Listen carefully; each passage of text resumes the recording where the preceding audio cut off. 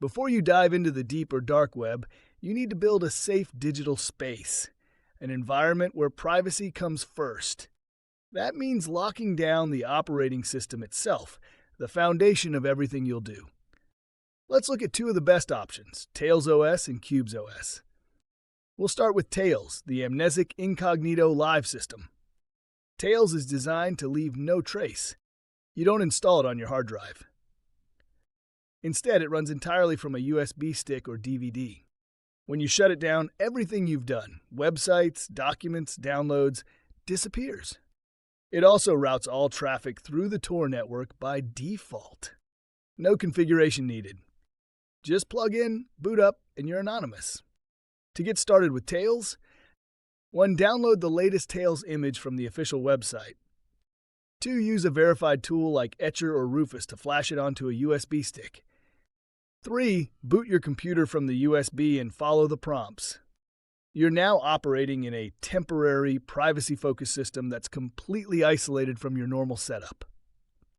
Tails is ideal for journalists, whistleblowers, and researchers who need to browse anonymously and leave no digital footprints. But it's not meant for long-term storage or advanced multitasking. For that, we turn to Qubes OS. Qubes takes a different approach, compartmentalization. It runs multiple virtual machines, called Qubes, each with its own isolated purpose. 1 cube for browsing, 1 for work, 1 for storage, 1 for risky tasks like exploring the dark web.